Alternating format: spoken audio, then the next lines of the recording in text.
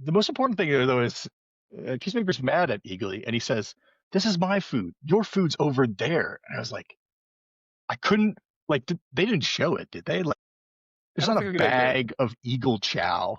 Like, what is he feeding him? He's a bird of prey. Why isn't he letting him out to get his own? Just the fact that he's like, "Your food's over there," and immediately I was like, "Oh, what the hell is he trying to give it? Like, what? I don't even Maybe know." it's just a bag of chips. Like, Yeah, he's like, "These are my chips, and these are your chips." I And we don't like don't. barbecue. You like barbecue. Yeah. Okay. I'm glad we settled that. That because that makes 100% more sense.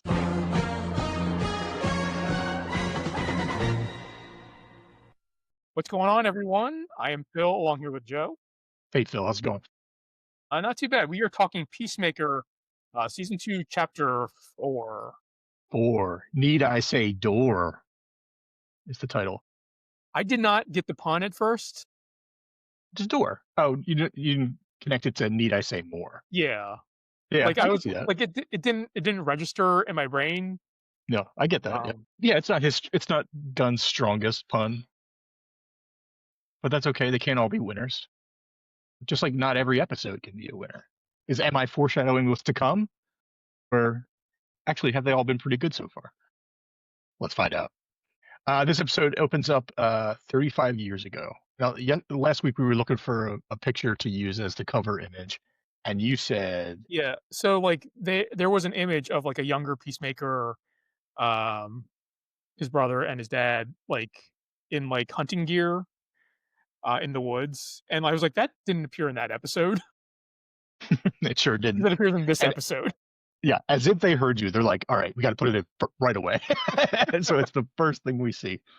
Um, but I was listening to the James Gunn Peacemaker podcast, and they pointed out that every episode this season has started with a flashback from before Peacemaker time. Okay. Um, and the other one that came to mind right away was the one with Rick Flag Jr. But I believe them. I would need to go back and do research, but I'm not calling them liars. But I believe Well, them. so uh, the the first episode starts off with like it says 6 months ago. Is I mean, like it takes place before the current storyline, but like, is that really a flashback? Yeah, I mean technically, but I hear you. It's not as significant as certainly as this week's. 35 Yeah. years is a big jump. What do we get 35 years ago? We get the most beautiful, epic mullet that I've ever seen on this show. Robert Patrick's mullet, even though he's got a hat on it, and technically it's one of those mullets where it's so good you can tell it's a mullet even under a hat. Like you're like, there's no way that's a Be full. contained. Yeah, yeah. It can't be contained. He's like, let me bundle this up and let me just tuck it all in. And no, the hair's like, no. Whoosh. But I mean, it's not like he has long hair all over. He's definitely is Robert Patrick up top and white trash in the back. He's letting it flow. And the two, Keith and Chris, the young Peacemaker, are also sporting respectable child mullets. Um, so that's the first thing we see, and they're out hunting, and the uh, Augie is his name. The dad, he shoots at what he thinks is a deer. It then makes noises. What did you think he hit? So I wasn't sure at first. Like, at first I thought it might have been Weasel from Yes, it's in my Which Eyed notes. Exotic Creature Commandos. Yeah, which makes me think that uh, Sean Gunn was the one that did the voice for whatever they hit. I mean, he's got a distinctive voice apparently. I guess so. Yeah. I thought the same thing. I was like, I mean, they know right away it's not an animal or a deer. I did think it Yeah. was a person at first, but with the noises, I was like, oh, that sounds a lot like Weasel. They go in to investigate, and it is a naked alien, like frog man, small, thin, has like either a long cape or a long ponytail, like he's like mullets. He's I like, was gonna say, I gotta blend in. I'm this coming to seems to this. be the style of this planet. I'm coming to this stream tool. I need to blend in. he's panicked because he's been shot, and then Augie finishes him off. Uh, okay, you know DC Comics way better than I do. Does this it when you saw Naked Frogman, were you all like, oh, it's Freddy the Frogman from the planet I had no Jupiter? idea what this thing was. Yeah.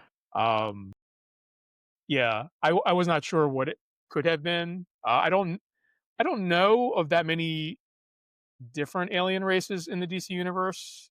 I feel like For there's, real? I mean, there's like, I I mean, mean, there's a bunch of alien races, but I'm saying like they're generally like of the important variety. Like, you know what I mean? Like, I guess there are a bunch of like alien Green Lanterns. that's what I was gonna say. Like, Um, if you're looking for different races, you could just go to the Green Lantern Corp and you can find yeah, 50 in one image. I don't But I don't know what their names are. that's true. Do you think Marvel does a better job with that? Like they have established societies, like the Kree and the Skrull, and that's about it, actually. So, of I mean, there's also Shi'ar. course, how could I overlook Yeah. the Shi'ar Empire? Yes. With their character Gladiator with the mohawk, the most powerful mohawk. It is as powerful as Augie's mullet is. So So I will say with this scene, up until like Augie shoots this alien creature, like I was like, which timeline are we in? Like I wasn't sure if we were in Peacemaker one's or Peacemaker two's timeline. sure, yeah. I didn't even Um, think about that, but that's what I was thinking with the last flashback, and so it's good that they were able to do it here with you. Like, yeah, those are the kind of questions you want your audience to ask. Do you yeah, feel like you know the answer after? I mean, I think as soon as he shoots the alien in the face, I was like, oh, obviously Peacemaker one. yeah, I get, yeah, Peacemaker 2, Augie 2. I don't think what we've seen of him would not shoot an alien in the face, but maybe he Yeah, would. We maybe haven't he seen would. enough. I don't know. I will say that Keith was very nice and empathetic towards the alien. Uh, but that we saw that from young Keith in season 1. Like Yeah. he was very kind to his brother right before their backyard brawl. Um, he shoots it. They find a space purse. It looks like if someone was like, "I love the Peacemaker helmet. Can you make it into a stylish bag?" I mean, even when they first found it, I was like, "Oh, that's the weirdest Peacemaker helmet I've ever seen." But it has like a little handle and everything. Anyway, Yeah. Is it meant for like a flat head? Like, right? Yeah. I mean, not the Frogman's head, but yeah.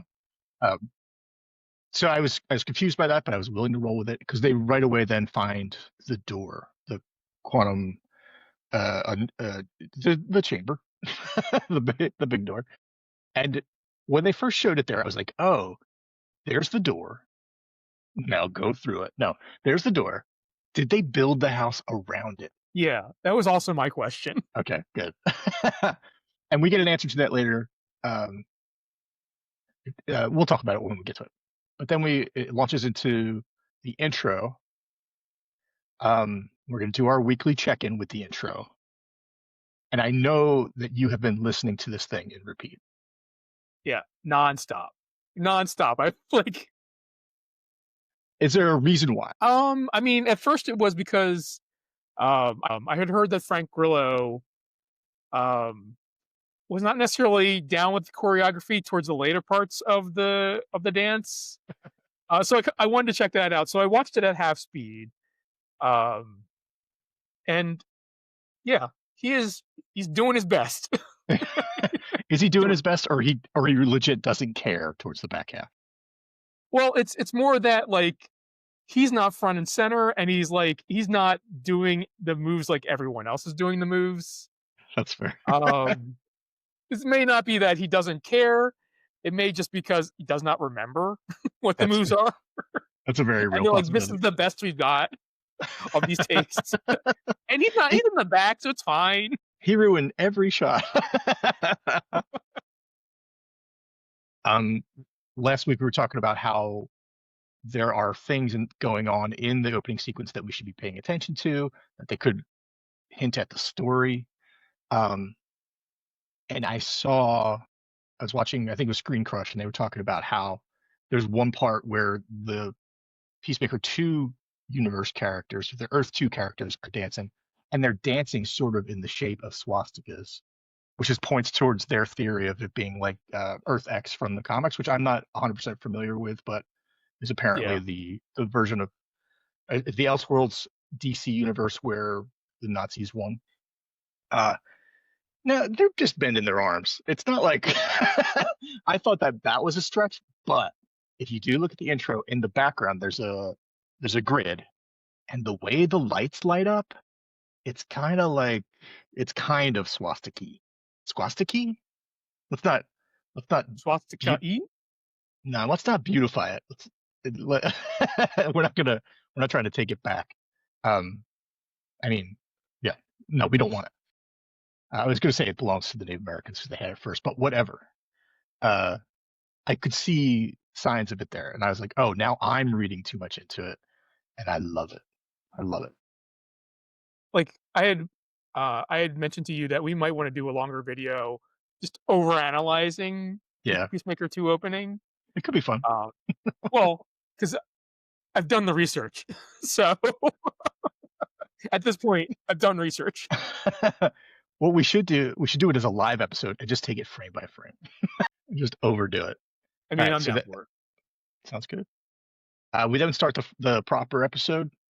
We're in the van with Economos and ladies, Tim Meadows, a ladies' man, Sasha Bordeaux, and Pony Boy, and I can't remember Michael Rooker's character, the Oh, or the culturally insensitive eagle hunter. Right. So they're all in the van. Uh, Economos is he's not happy. Like, I feel like he's arguing with everyone. Oh, also there is Judo Master. yes. So everyone's arguing with him.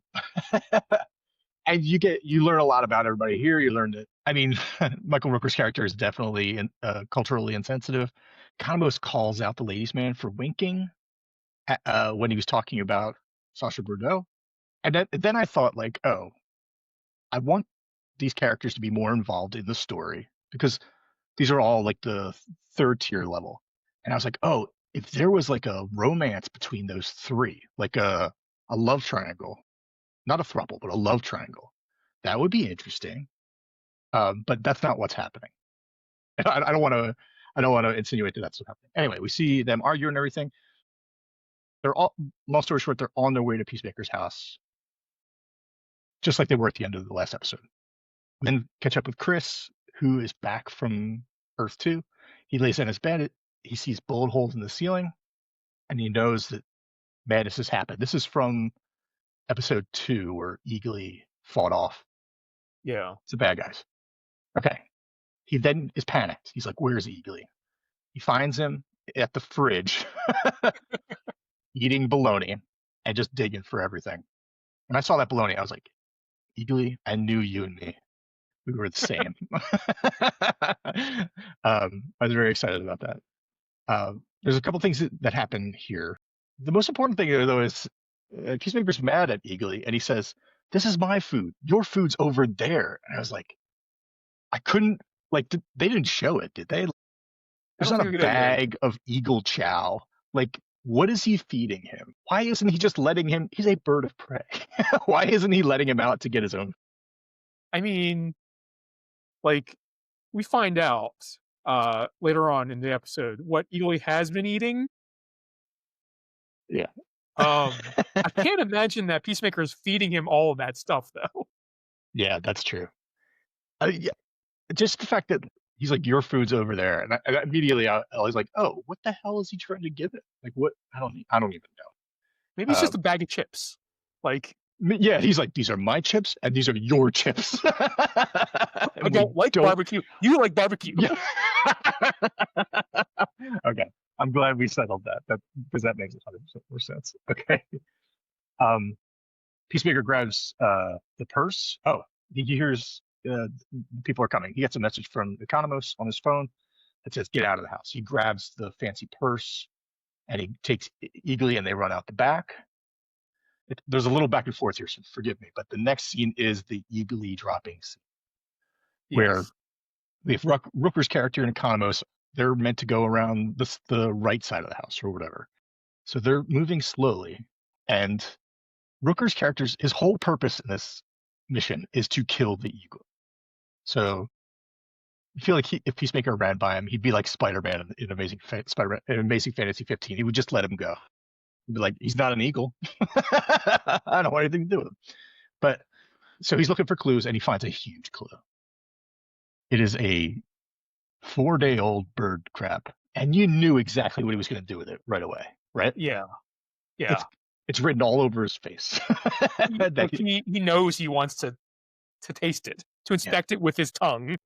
He the, the thing is he doesn't even act like it's forbidden or weird or like a guilty pleasure. He's just this is just what you do. This is just how you track an eagle. All right, so in the show proper, he takes a bite and says chips and lunch meat. This will come back later, but he says those two things, which is funny because we were just seeing him eat bologna. Yeah, we know he likes chips. Yeah, yeah. We then cut back to Judo Master, who is chasing down Peacemaker in the forest. Peacemaker has Eagly in the air. He's got the purse, and he's got a handful of bologna. And he and Judo Master have a great little fight. Like it's good. They should fight all the time. It's they're both super talented, great choreography. There's this whole thing where they fall down a hill and Peacemaker keeps accidentally knocking the purse down the hill. So they just keep falling down the hill. And it works. It's fun. Uh, so then we come back to Rooker and Economos, and Rooker spots the Eagly in the sky, gets him in his sights, and Economos saves Eagly. He knocks down Rooker. Rooker hits Yeah. his head, and I thought for sure that he was dead. I was like, they didn't even show like that he was covered with blood. We'll find out in a few minutes that he is covered with blood. But I was like, oh, they're just gonna kill him all the time. Well, I mean, he was face down near a rock near his head and not moving at all. So Yeah. But so he died in the Suicide Squad, of course. He's like one of the Suicide Squad members in James Gunn's Suicide Squad. So he dies in that. I think he dies in Superman because he plays the voice of one of Superman's robots, right? I think he's number 5. Number 5. I don't remember. mean, I don't remember number 5 getting a name at the end. There is a name, but I feel like if he died here, I was like, oh my god, he's gonna die in every. He's gonna be in everything, which is great for him. But he's gonna die in everything. Um, he of course does not die here. What happens next? Oh, Economos tells Rooker to cover for himself that he was attacked by a second eagle, um, which was hilarious. It was a great exchange. Then we cut to uh, Adebayo. We're still in Earth 1. This is all in Earth 1. Adebayo is excited about an ad she put in, what is it called? Mercenaries Weekly or something like that? Yeah, Or something ridiculous like that. She's very excited about that until she gets a call from Chris to come pick him up. She does. She picks up Chris and Eagly. It's great because she just pulls up on the side of the road. Peacemaker opens the door and he says, Eagly, and Eagly just flies it. Like, was he that close the whole time? And in the car ride, we find out that Chris wants, or do we find out that he wants to move the door here? That's what he's doing. He does not want Sasha's team to find the door. So he's grabbed the yeah, purse and they go on like what feels like a long drive into the woods. I mean, it must be because they end up going to a hunting cabin where he does put the door yeah, and like changes the location of the door. Okay, I've been watching videos about this, and it seems that the door is a boom tube. Does that sound familiar to you? Do you? yeah. So boom Okay. tubes are like a from the New Gods. They're methods of travel I don't. I mean, I guess because we do hear a boom when it is set in the door in the new location. I mean, there was an explosion basically. Um, I don't know. Like, I guess you could call it a boom tube. Although I always thought of boom tubes as like instant portals. Like they're not tied to anything in particular. They're not set locations. Yeah, It's like, I mean, Marvel uses the Rainbow Bridge technology, but I mean, they have a one set port, but then they can go anywhere. yeah. It's not like they need to go to a specific place. Okay. So, I mean, it could be boom tube, but I don't know. Also, they're always drawn as circular. really? This was Yeah, totally a door. Um, it was a very cool scene though, and it looked great. The whole like him running out of the cabin as it's like blowing up behind him. I don't know if the cabin blows up, but like there's a big like yeah, rush of air and outward explosion. Uh, it was a cool scene, I thought. And it when he opens the door there, it disappears from his house. So there's this whole scene where Kamos is stalling. yeah, Um, and in that scene, we'll get it. We'll come back to it real quick, but like just to say that we find out from Peacemaker's end of things. He moved the door, and he's moved the door twice in the past. They moved it from the forest to yeah, the house or to the trailer, and then from the trailer to the house. So they know how to move it. It's obviously difficult to move, kind of, because it explodes. But uh, I thought that was cool to hear. But in that conversation, we also find out that Augie, his father, was not the genius we were led to believe he was. yeah. And I was like, where did Um, we get that information originally? Why did we think he was smart? so in season one, um, it's towards the end of the season. Uh, Peacemaker makes an offhand comment. Like he's like, "It's not like I just killed the only person who could fix my Yeah. helmets." Yeah, I remember that. And Yeah. Vigilante's like, you did kill the only person that can fix your helmet." We find out that he failed 10th grade, um, Yeah, and that he's a moron apparently. Uh, but this oh, Adebayo asks the right question. She's like, "Well, where'd you get all the helmets from?" And he totally brushes her off. He's like, "Ah, it's a long story. We'll get it eventually." All right, back to Economos, who's stalling. He's a tech whiz, so they bring him in to open the door, and he's being a real jerk about it. Uh, and there were a couple things in this scene that are worth talking about.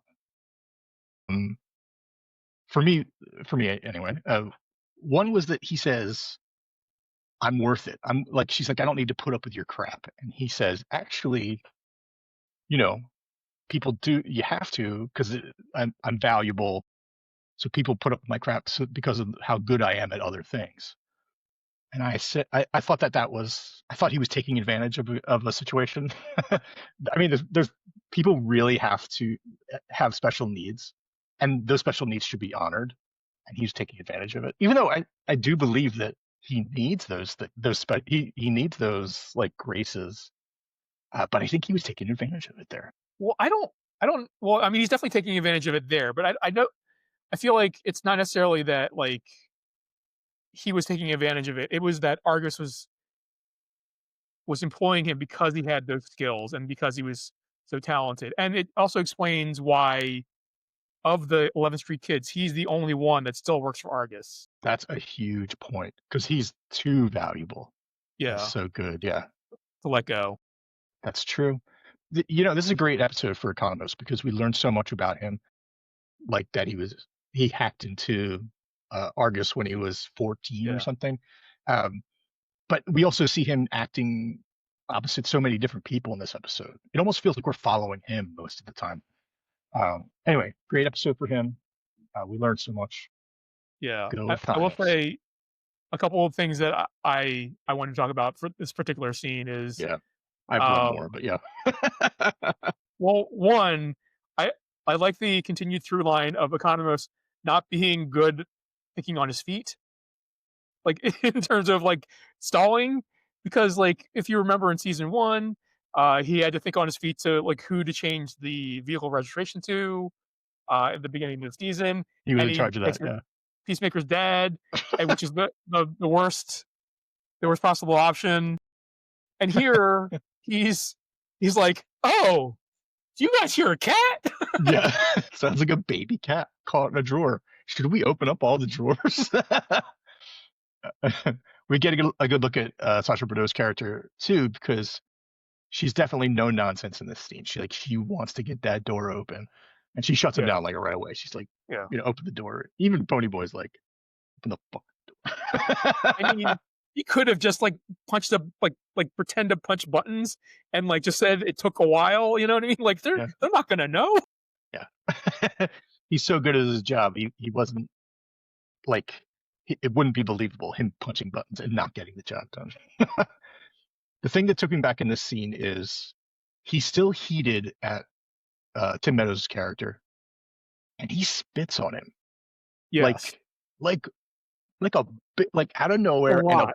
big like He significant spit. he took a swig of water right before. Yeah, he's like, wait right there, and he goes back in. No, I couldn't believe it for a couple of reasons. Like if you spit on someone, it's something you're thinking about. Like, I hate this guy so much, I'm gonna spit on. Like, I mean, I'm not saying people should do that. I'm not saying I mean, I did that once when I was 5, but I haven't done it since. So it's not like it's not part of my uh, socializing. That sounds weird. Anyway, uh, yeah, I couldn't believe it. It was like I just spitting on people is so strange. But like I even when I rewatched the episode, and it's not like he was staring down Tim Meadows' character and being like, I hate this guy so much. It was like he was talking to Sasha. Tim Meadows says something, and he turns, and boom! It's like it was instant. Like it's not like he had it ready to go. He created it in the moment. I was like, what? This doesn't make sense. Anyway, I thought it was he jumped a level. Like Yeah, I I I will say, it's funny that this episode came out this week.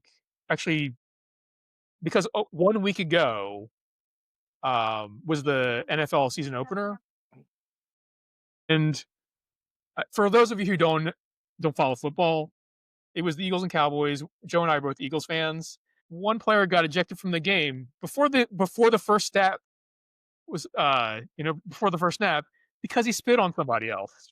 right. That's Yeah, crazy. Right. They're in a spitting environment almost though. Like I feel like sports people spit all the time, but Economos is not a sports guy. he definitely is not the sports guy. Yeah, I mean, I don't want to give uh, professional athletes a pass, but I feel like they're on the field. They spit all the time anyway. I mean, you shouldn't spit on another person. Yeah, They were angry at each other. but I just thought it was funny because like I was like, oh, like I've seen this before. Like Yeah. You're like, is spitting back? I mean, it must be. It must be. It's all the rage now.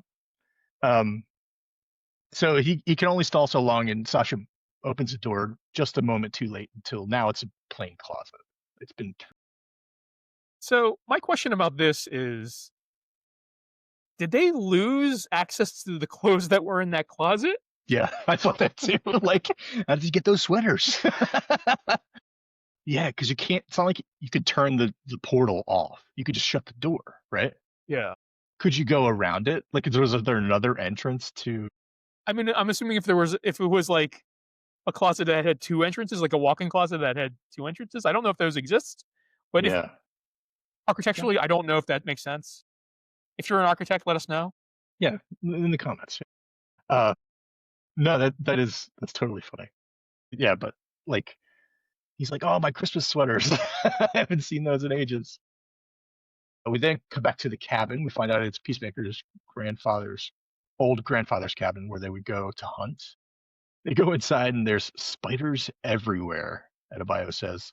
And she says, Adrian would love this place. And with that, I would like to talk about some owl facts, if you don't mind. Give me an Alfac. All right, throw the graphic up, and here it comes. It's a simple one. But, you know, this is an interesting fact. owls aren't that interesting. Like, I've been looking for fun facts. Like, I've been Googling weird facts about owls, fun facts about owls. It's all dumb stuff. Like, not all owls hoot. Who cares? Hoot cares. I was like, oh, it depends on what the other noise is. Turns out it's whinnying and like clicking predator. Oh, Um, but that's not the fun fact. But I'm just saying that's the kind of garbage I'm finding, and I'm just like, give me something good. This one's pretty good. They have 3 eyelids for cleaning, blinking, and sleeping. Like, it's not it's not specific, but it's just like it almost sounds like I blink this one to clean my eyes.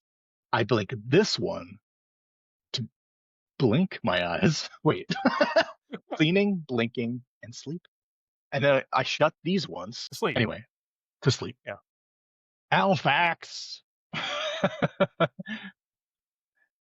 So Adrian would love this place. For this next scene, we go back to Earth One Harcourt, who is in an alley fighting somebody, beating him up and getting beat up herself.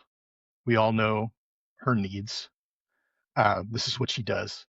And then she has a scene after that with Rick Flag Sr., who comes over to talk to her. When this whole hardcore section started up, I said to myself, oh, I feel like we haven't seen her in a while. Even though we saw Hardcore Earth 2 Yeah. last week, they're so different. And I think credit to the actors and, that they're very different. But I genuinely felt like, oh, we have not seen this character in a long time. Like we certainly didn't see Hardcore 2, Earth 2, fighting a guy in an alley. But but I thought that was interesting. That I think she's doing a great job this season. Yeah, I think it's a testament to both the writing and the acting that, like, you completely forget that she was in the last episode, the actress was Yeah, in the yeah. last episode. It really feels like different people. And is she the only one we've seen 2 of besides Peacemaker? Um, I think Yeah, so, right? actually, yeah. I mean, we've seen a bunch of dead people. The I mean, dad, Rick technically, Flag Rick Jr. Flag Jr. appears Well, he in was both. very different. That's true. Yeah, he was very different. Everyone's different. Uh, I really want them to get in there and sort of show us a lot more. I hope they. I mean, obviously they will. They don't. They're idiots. Anyway, uh, she talks with Rick Flag and Rick Flag Sr. and they're talking about Rick Flag Jr. and everything. Um, and we get a couple confirmed things. She does know that Peacemaker killed Rick Flag, her old friend. They were very close. But she still is part of the gang with him, which is interesting. But the long and short of this conversation that they have, it's a good scene. But Rick Flag Sr. wants Peacemaker. He wants to get him, and he wants to use Amelia Harcourt to help. And she's hesitant to agree. She doesn't want to sell her friend, but he's offering her a Yeah. job because she's been blacklisted. They say they don't say blacklisted, do they? They say something else, which I was like, or no, Do it they? is blacklisted, but I was thinking blackballed. I think that Ooh. was the term I was. What if he said you've been black flagged? And he's just I Rick mean, Flag, and he just adds flag to everything. He's like, I gotta get the flag out of here. He just says flag all the time. You got black flagged. Um, cut back to Adebayo and Chris, and we get our standard Adebayo listens to someone complain about something portion of the show. Uh, she and Chris talk about what's going on in the other world. He basically tells her everything about the world too, and her big takeaway is that the grass is always greener. You're here for a reason. She's very centered about it. Then Adrian shows up with, you guessed it, doors and hinges. yeah. I mean, like, you give Adrian a task, he's on it. He's like, "You And want doors and hinges? I got doors and hinges for you." I've got options for you. Where did he? I mean, where do you think he just found it in an abandoned house and was just like, I'll take this one and this one and this one? Well, I think he went to Lowe's. I think that's what Is they there said. that's a door at Lowe's though? It's gotta be like I mean, I'm just guessing. $150? Even the cheapest one? Forgive me, I'm gonna look it up real quick. Yeah, doors are not cheap. Yeah, right? And Adrian works as a busboy at a restaurant. Not a Yeah, I good mean, restaurant, like a diner, like a fancy restaurant. interior doors. Give me some prices. When they really want specifics here. How big is? Do I you want mean, glass in the door? that's why Adrian got options. He He didn't did. know what size of the doorway was, so Yeah, you don't want to come with something too big, or you have to buy insulation to fill the gaps. yeah. You know what? Not as bad as I thought. The cheapest doors they got here are like 50 to $70. Still, like if you're not sure what size the door is and you got to buy multiples of those, Yeah. adds up. It's a weekend project. It's not something you do in the middle of the. I mean, I think Adrian's down for anything, like Sure. as long as it's with his best friend. He's like fun at the cabin with my best bud. You got it. I like I going back to his entrance though, like I like how I don't know what he was saying when he entered the cabin, but he was yelling it, and he's like, "Oh wait, somebody else is here." I'll use my polite voice now. He continues to be one of the best characters. Oh, he says, I wonder. They talk a little bit about the other world, and he says, "Do you think there's one of me over there?" And Edibaya is like, "Whatever." She doesn't care. She's not into it. Okay. So then Peacemaker texts Harcourt, Earth One Harcourt, and says, "Hey," and she's like, "Oh." Um, basically, she says we need to meet, and she says where, or he says where, I don't know. But they make plans to meet, and then we find out that she's going along with the setup. She's gonna, he'll invite him to this spot, and Rick Flag is gonna be there to bust him. So that's building up. Then we get perhaps the strangest moment of the episode. We have Rooker's character who has been presenting as a fraud, just a guy that wants to kill eagles and has found a loophole because it's illegal to kill eagles. You can't do it. So he's been presenting as this fraud the whole time, but we now get him doing, like, he sets a fire and he's doing like this uh, half naked Rooker dance around it, which instantly brought me back to 1994. First time I saw Mallrats, and he's doing his like judo moves in his bath towel, and the towel falls, and I was like, what kind of movie is this? It happens in like the first 10 minutes. I was like, what are we watching? But we get to see his naked bum, and I feel like we were close to seeing it here. But he's dancing around, he's doing a little ceremony, he's drawing on his head in blood, and I was like, good for Yeah, him. It looked good. It was symmetrical. he's taking advantage of that gash in his head. Yeah, waste not, want not. And then all of a sudden he sits down, and all of a sudden, just like great visual effects, blue flames everywhere, swirling, and then he's floating, flying above, and he's basically following Eagly to the cabin, but he's doing it in like almost like a Doctor Strange astral projection, Yeah, like a spirit form or something like that. like a spirit form. At first, I thought it was in the Game of Thrones universe. For those that haven't seen it, there's a thing called war game. I don't know if that's a thing in the real world too. Like, obviously people can't work, but is it exclusive to Game of Thrones is what I'm asking. But it's a thing where the characters can go into the body of an animal. And I thought he was in the body of either Eagly or a bird right above Eagly at one The other evil? Yeah. But it seems that he was just there, just floating there. And I thought that whole sequence looked cool as hell. Like the lighting, the effects, the camera tricks, whatever. I thought it looked really great, and I think the character's still the worst, but at least they're doing something interesting with it. And that's the end of the episode until the end credits scene. Yes, we You get get a list of um lots of foods that yeah, I didn't write them down, but Eagly has consumed. it's a bunch of stuff, like I mean, there's a Twizzlers, lot of stuff. M&Ms. Like Eagly was going hard. Was he like he lists maybe 15 things? It's very fun. It's a very funny scene. It's the same as like all season long, and it's not hasn't these they haven't been doing additional scenes. They've been doing extended outtakes basically of scenes that already exist. He lists like 15 things, and I thought, does Eagly eat like this all the time, or is he eating like this because Peacemaker has been off in Earth 2, hasn't been home, so Eagly gonna take advantage of the situation? I have an alternative Please. theory.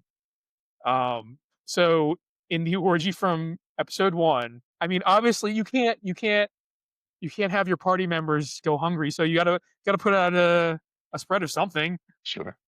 Yeah. and Eagly's just been at it ever since.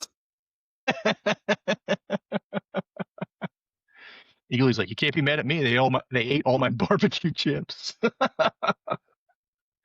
All right, Phil, is there anything in this episode that stood out to you as like the best comic book moment of the episode? Hmm.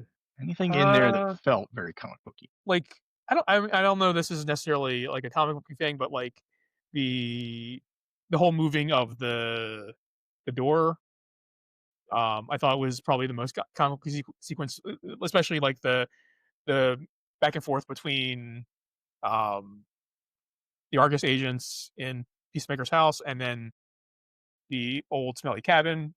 Yep. Um, so I think that's probably my pick this week. I love that because we definitely like learned. It's like we learned a new mechanic for how things work in this world. That that that purse is going to become so important, probably. Probably. Yeah. Yeah. All right. I have three options for you this week for how do you want to die based on the deaths or the violence in this episode. No deaths in this episode. Can you believe it? Okay. You could be taken out by, you could choke on the spit. It gets hit right in your, right, hit you right in the back. You could be attacked by a second eagle, unseen, just second eagle and then dead. Or you could be, they ran out of the cabin, but what if you stayed in that cabin when that door was set up and you just got blown out of it? Which one of those appeals to you the most? Definitely not the spit. I Yeah, don't let's want just take. anybody to spit in my mouth. Yeah, you keep your Like, fluids, I'll keep my fluids. yeah. Um, Definitely not that. Feel like in the cabin, like I don't know, that doesn't seem instantaneous enough for Yeah, it would me. be loud and scary, Yeah, and yeah. you'd be like, something's happening, but I don't know what. But you know something was happening, as opposed But to, being attacked from behind by a second eagle that I don't see, yeah, it's like the an, perfect scenario. an eagle that moves silently and knocks you out immediately. Yeah, death by eagle, death by second eagle. I'm with you. That's this week's Peacemaker. Overall, what'd you think? This is a good episode. I think I like this episode again. Like I think they're setting up like conflict within the 11th Street Kids Oh yeah, group, like uh between Economos working for Argus but not wanting to work for Argus and trying to help Peacemaker, for them going to hardcore to try to capture Peacemaker. I mean, I think it's great. Uh, I'm I'm eagerly waiting next week to see what happens.